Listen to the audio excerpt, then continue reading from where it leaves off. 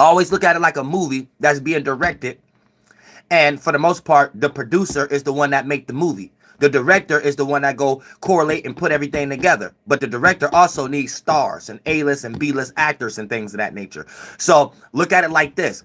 The movie is always leading up to Uranus, Neptune, and Pluto. That's always leading up to the end of the movie. But the process is the inner planets and things of that nature, starting with the moon, sun, and Mercury and things of that nature. And then I let you know where things is leading up, but the things that's going to create the circumstance that actually lead up to an outcome.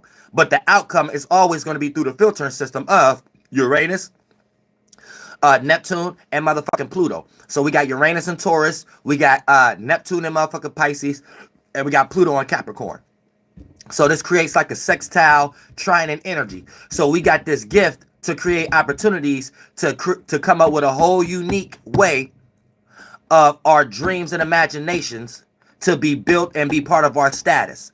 Now, your unique way might be rebellious for reasons no one know of, because you might be flunked out in your own energies to a certain degree. So if you're not utilizing Uranus and Taurus right, due to the fact of not understanding Uranus don't really fuck with Taurus, but getting with the program the best way you can kind of correlate it, then it won't look like that you're trying to change, rebel, and oppose against ways of gaining stability, security, safety, support, and shelter in negligent ways that make you take 10 steps backwards. So for the most part, as long as you kind of formulate Uranus being a goddamn Taurus, then this could kind of lead you into motherfucking Neptune and Pisces. Therefore, your dreams, illusions, creativity, and imagination is on a better spectrum, on a better polar shift of Neptune. Your dreams and imaginations is going to be perceived as creativity, instead of your dreams and imaginations being perceived as delusions or illusions or delusion of grandeur. And the only time it can lead into that is due to the fact of your faith-based scenarios that you like to put your belief in, and the things that you put trust in, and the things that you develop as far as your spiritual system in order to feel comfortable with going for these dreams before you experience it being creativity or delusion. So for the most part, as long as you correlate that shit right, as far as your moral systems or your spiritual systems, or what you put faith-based, or what you put faith, belief, and imagination in for your faith-based scenarios in this motherfucker shit, then for the most part, you shouldn't have to worry about your dreams being expressed and being a delusion without it being still on the positive side. Someone helping you out so you can adjust it and restructure it, or you realizing that it's not a delusion, it's creativity, and all you had to do was goddamn express your dream and imagination. Now on the other side, if you're not correlating motherfucking Neptune and fucking Pisces right, then for the most part, you could be into a dream, have too much faith, belief, and imagination in it, and it's a delusion. And now you're so lost in la la land, can't nobody even tell you it's a delusion. You're too lost into thinking that playing victim or placing the blame on other people and it's their fault, and they're just hating in some way, shape, or form. And that's how you can get flunked out in that energy too. And then for the most part, with motherfucker Pluto being in Capricorn, if you're not transforming and taking power and control over your status and how to gain stability in your life in some way, shape, or form, so you could build a goddamn story, so you can build a goddamn foundation for yourself in some way, shape, or form, then for the most part, Pluto is going to transform shit for you. And everything that did build your status, everything that you did have power and control over, is going to be snatched away from you in some way, shape, or form.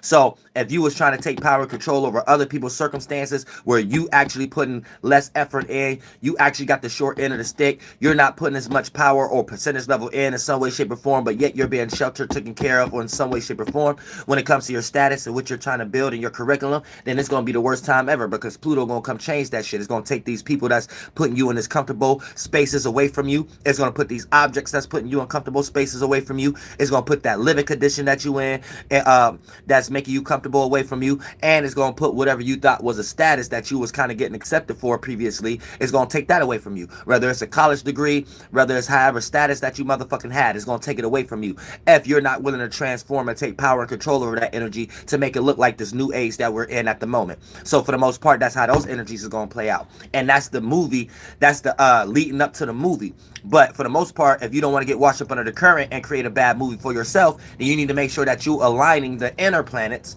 with those outer planets, because the outer planets add influences, so they can only be co-rulers.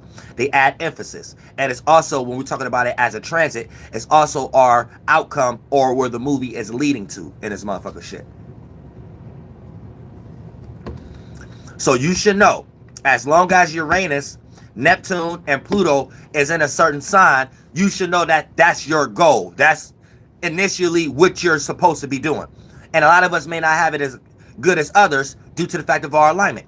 A lot of us may have squares, oppositions, and conjunctions and things of that nature, other miscellaneous alignments that's jumping in the way that block us from fully going for the motherfucking Uranus, Neptune, and Pluto the way we're supposed to due to the fact of our sign. For an example, I'm an Aries sun sign. So my way of going about Pluto may be negligent to the eyes of others. But for the most part, if I understand the program and stay with it and things of that nature, and also understand alignments, understand it square my sun sign, then I will be able to carve out and adjust all the negative portions, and or at least lessen it on a percentage scale, so I don't be perceived as on a mass portion as negative and things of that nature. And that's me being wise as a spirit, and God giving me more than I can handle. Well, not say more I can handle, because God will never give you nothing you can't handle. But God will give me things that I necessarily need, because I'm showing God I can actually handle it and things of that nature. Because God ain't gonna give you shit you can't handle. So you need to look at things that's going on in your life like it's nothing. That's you showing God you can handle something. So therefore, God give you things so when you're handling something, you could go through these situations like it ain't nothing. You see what I'm saying?